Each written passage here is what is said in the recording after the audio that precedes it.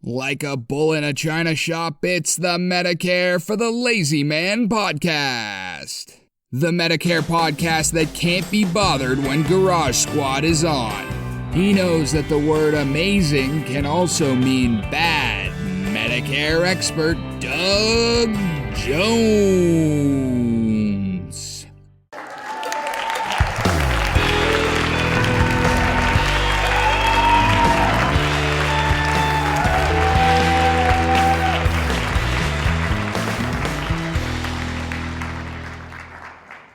Well, hello, everybody. Welcome to another thrill-packed episode of the Medicare for the Handyman podcast. Medicare for the Handyman, where did that come in? No. Ooh, sorry, Randy. Randy had a grabber there. I hope he doesn't need I just about had a stroke. Well, I'm so sorry. Am I on the wrong podcast? If I see your empty chair and your body laying on the floor, I'm going to know I probably caused it. Medicare for the Lazy Man. There's nothing handy about that lazy man. This is the approach to Medicare fear and trepidation that will solve the problems, provide the answers, and provide a beautiful, happy, and smooth future for anyone crossing that line. That line lies between Obamacare and Medicare.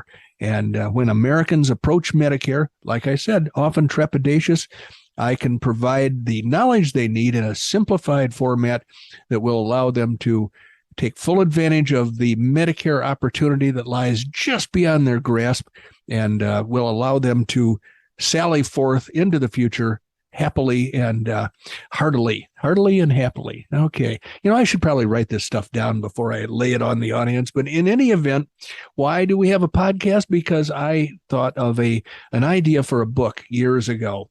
And I had the idea for a long time, but I didn't have the opportunity or the motivation to write the book until a singular event occurred in my life. And that event was that I met Randy Carson and his lovely bride. And they said, hey, we'd like to work with you in setting up a website and maybe doing a little marketing. And I said, that's fantastic. That's exactly what I'm looking for. I have all these ideas about how to help people that are approaching Medicare. And they said, fantastic. Sign this contract right here. They had a multi-page legal contract that scared the bejesus out of me. I signed in all the places. I initialed everywhere they told me to. And then they said, oh, by the way, we're going to Ireland for a month. So we'll see you when we get back. I suddenly found myself contractually, I couldn't do a darn thing without their presence in the United States. And so that's when I sat down and wrote the book, Medicare for the Lazy Man. Every year I update it to reflect current situations having to do with health insurance and having to do with the legal squeeze that the federal government puts on Medicare. All the numbers change, the out-of-pocket costs change, the deductibles change, the premiums change. And so every year I put out a revision of the book, which is great for Amazon because they go back to zero. So when you see my book on Amazon with very few reviews, you'll know that it's a brand new edition. They took away all of my reviews, and people just aren't as inclined to review a brand new book until they've read it. And then they say, hey, I'm going to send an email to this guy. They never think about going back to review the book, but it is very helpful. If you buy the book and then you think it's been helpful for you, please review it. That will be helpful for other people looking for it down the line. But I digress. Amazon.com, BarnesandNoble.com. The book you're looking for is Medicare for the Lazy Man, and it has the green numbers 2022 on the cover. Now, if you go to Amazon, you're going to find a paperback. You're going to find a hardcover book, which is for you high rollers out there. You're going to find a Kindle version, which is really inexpensive. And you're going to find an Audible version in which I will read the book for you. If you're too lazy even to move your eyeballs back and forth while you're reading the book, then I've got that problem solved for you by the the Audible version of the book, and I will move my eyeballs on your behalf. So anyway, what we do now is we often call Randy in to the inner sanctum and ask him to make a contribution to allow me to take a sip of hot tea. Randy, would you like to join us? I would. And thank you for inviting me. I always enjoy this because twice a week I get to spend some time with Doug in the studio recording Medicare for the Lazy Man podcast. And I really do enjoy it because it's valuable information. I didn't know a darn thing about Medicare before I met Doug, and I still don't know a lot, but I know some things that you really do want to do and some things you really don't want to do. And the things you really do want to do is buy a copy of Doug's book, because the feedback that we get is, boy, I'll tell you, is it this easy? Yeah, well, it is. Read Doug's book. It is that easy. Back in the day, they always used to say, well, if it's this easy, there must be a catch. Well, if you read Doug's book, it is that easy, and there is no catch. So just trust me. I was born and raised on a ranch back in Nebraska, and I don't want to pull your leg because it doesn't do any good in this particular case. But yeah, I enjoy the heck out of doing this with Doug, and I just get to play, a studio production assistant, I guess is a term, a podcast technician, whatever the case, what you want to call it. But yeah, it's awesome information. Don't pass up on the chance to go take a look at it. Buy a book, get the audio, get a Kindle, do something. Just don't let the opportunity pass by. Well, thank you for that, Randy. I think that's accurate. And it was inspired by one of my esteemed colleagues who a few weeks ago asked me if it really could be that simple. What am I missing? And I was able to tell him, hey, it is that simple. You're not missing a thing. He had read the book and he questioned himself. This seems too good to be true. But enough of that. In the spirit of talking about conversing with clientele, I was trying to do a little house cleaning before the podcast, and I grabbed a handful of papers, and several issues came up. I hate the word issues now that the libs have taken it over, but basically I wanted to clean up some loose ends. One of my esteemed clients, one of my newer clients, is a dentist in Fort Lauderdale, Florida.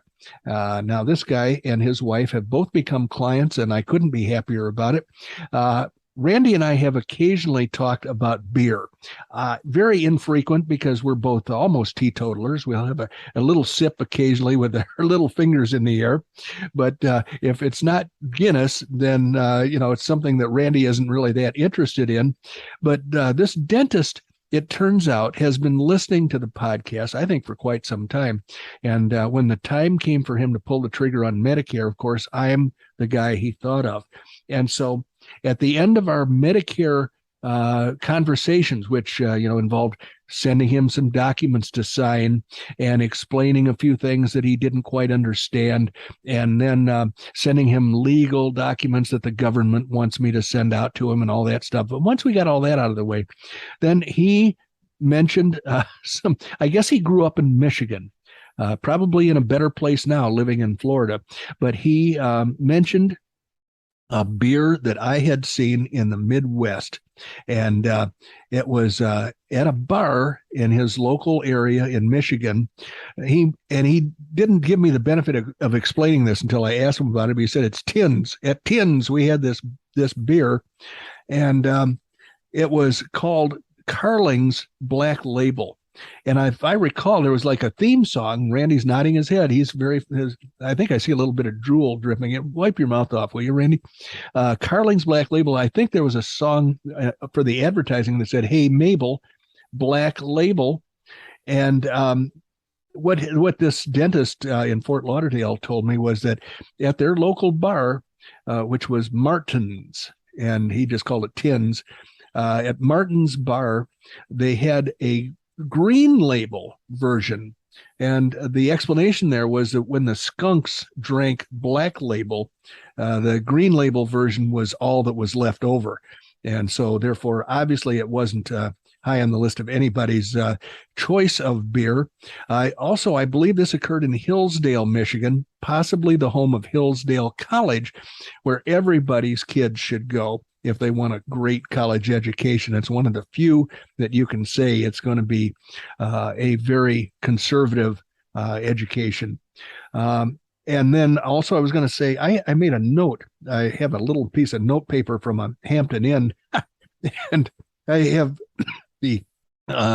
my honeymoon hotel in Lauderdale by the Sea, talking to this dentist back and forth in Fort Lauderdale, I was reminded that I had my honeymoon a week in Lauderdale by the Sea on A1A, and I stayed at the Driftwood Club Apartments.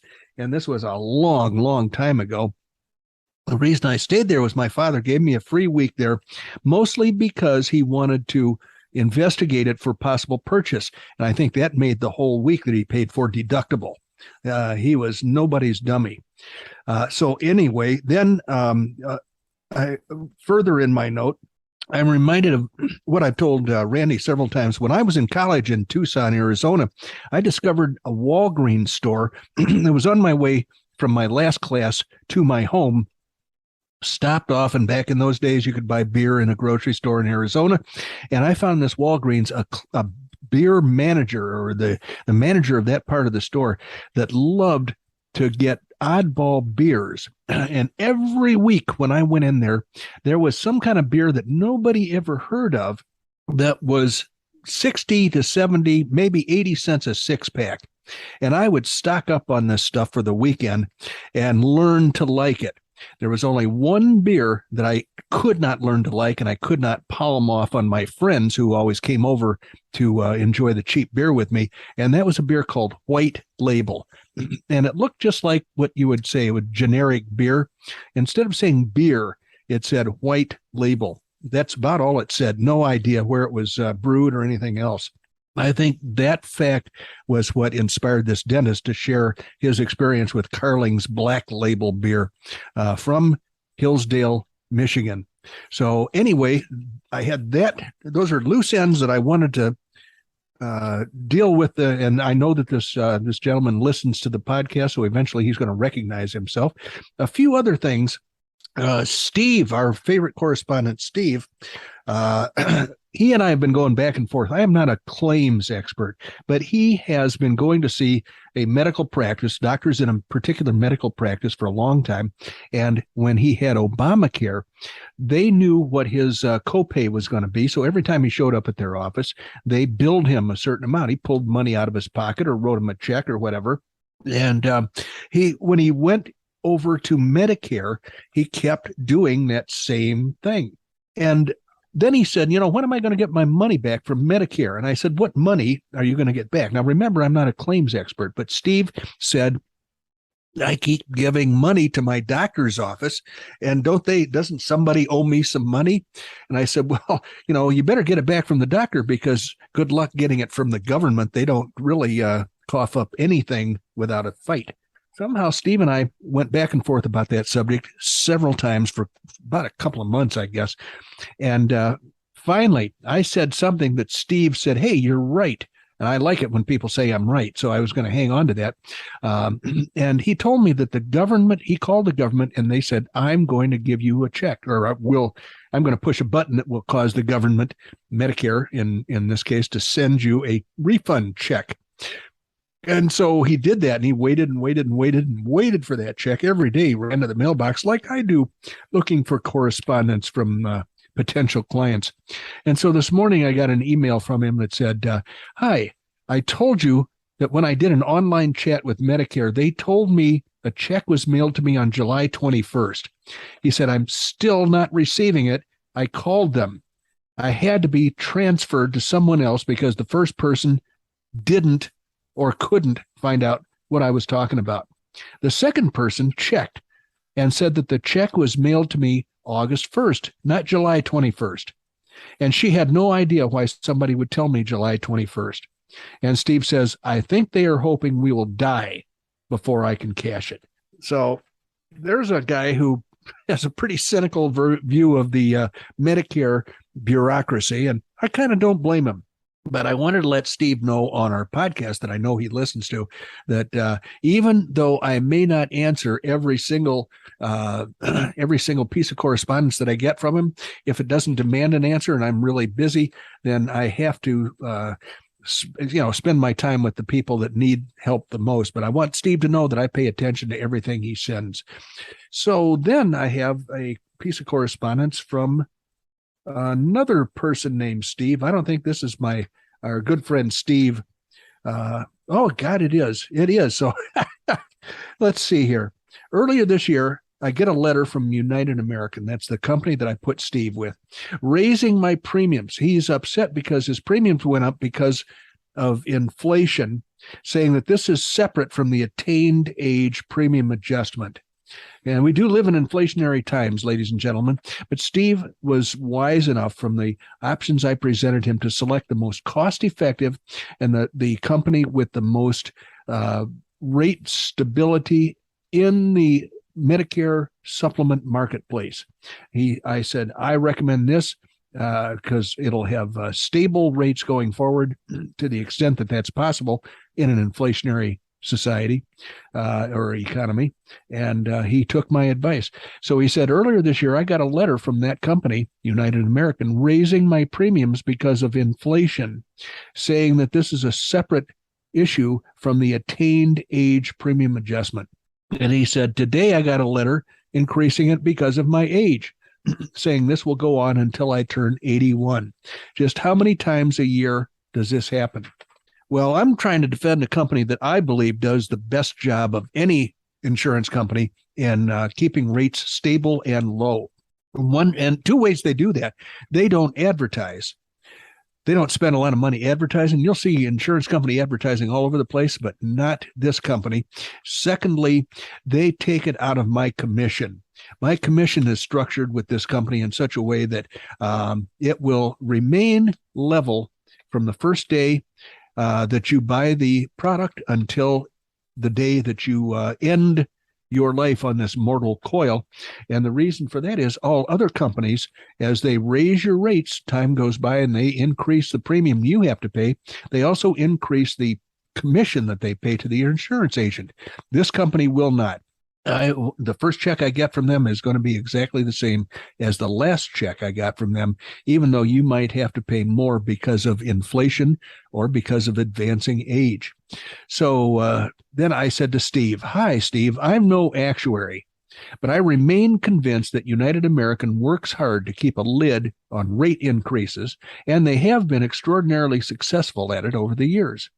Attached is one rate table for your area of Texas that was instituted sometime earlier in 2022. Your age 65 premium, according to my records, was $40 a month. The age 65 premium right now is $39 a month. Furthermore, there will be age-related increases each year until age 80. According to the attached rate sheet, the age-related rate will be capped at $85 a month.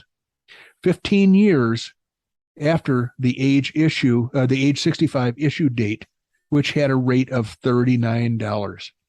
The company will also be able to increase rates due to medical inflation or claim losses whenever necessary, although they have a pretty good record of success in keeping a lid on that type of upward pressure. Also attached is a historic rate comparison of the changes in Plan F versus high deductible Plan F over the 8 years between 2010 and 2018.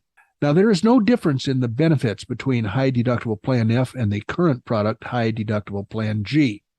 According to the attached historical rate comparison between 2010 and 2018, Plan F rates increased by 5%, by 0.5%, compounded every year, while the high deductible Plan F rate was decreased by the much larger amount of 6.9%.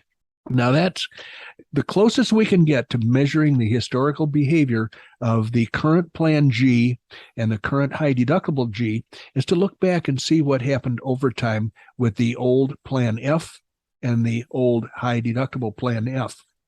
And I closed my letter to Steve by saying, as I said, I'm not an actuary, but I remain confident that any rate increases you are going to see from United American in the future will have been done reluctantly and as infrequently as possible. And I still believe that to be true, but I wanted to restate it for Steve and for everybody else because it's important to have confidence in your insurance company. In fact, I just spoke to an old friend of mine today in Illinois, and he found out that he could save money on his drug plan. And so I switched him to a drug plan that's much more cost effective for him and for his wife. And then I said, by the way, I have a Medicare supplement company that can offer you similar savings. And this guy said, hey, I want that and I want it now. You never know when I'm going to be too sick to change from one insurance company to another. And it's just better to take advantage of these opportunities while I can. And so that's what I'm going to be doing when I get off the air today. I'm going to be preparing the documents for my friend, my old-time high school friend, to switch him and his wife to a United American Medicare supplement. And I think he's going to be better off economically for it. So then I got a message from a new client, and he said, let's see, he said, since my wife turned, let's see, Oh, okay. This is a client whose wife actually is older than he is, and so she signed up for Medicare through me. And he wrote me and said, hello, Doug. Thank you for your updates here. I really enjoy the info. He was referring to the podcast. He listens to the podcast. And it's the Medicare for the Lazy Man podcast, in case you forgot what you were listening to. He said, thanks for your updates here. I really enjoy the info. I'm a new member. And he explains who he was in case I didn't remember. He said, you helped me earlier this year get my wife signed up for Medicare, and the help was invaluable. Can you please answer a quick question?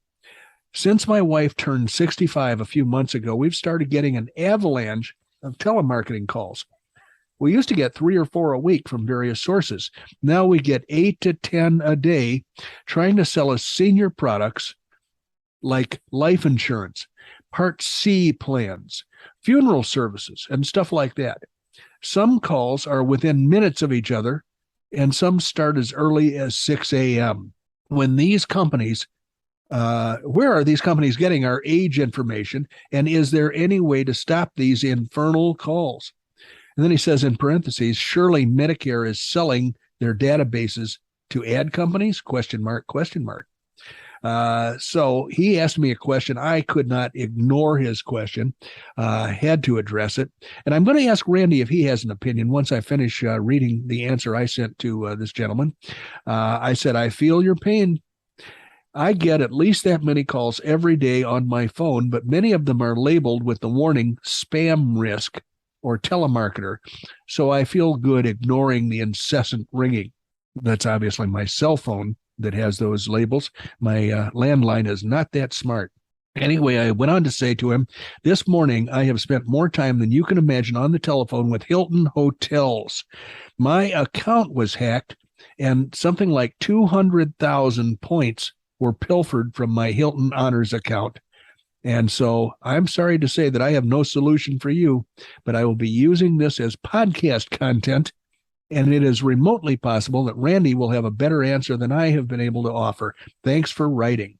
So, Randy, I offer you the opportunity right now to address this guy's complaint about the incessant telephone calls. Well, I do.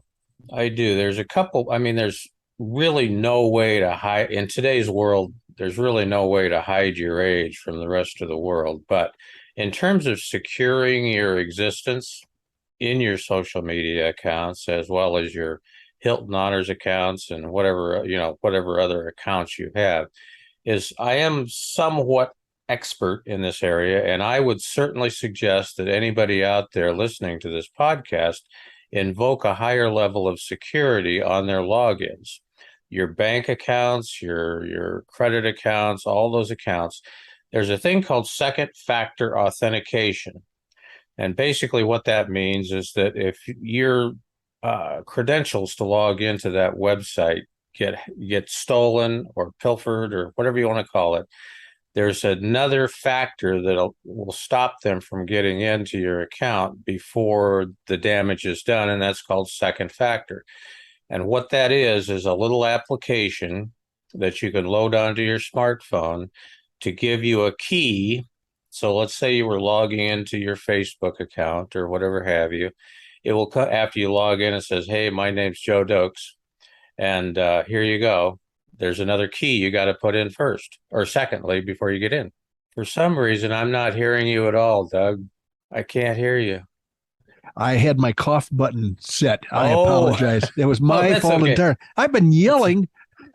Well, what are you talking? I can't hear you, Doug. You were talking about Facebook, and I was going to say protest that I'm not a teenage girl, and that's why the Facebook problem is not as important to me as some other security problems like this Well, Hilton thing.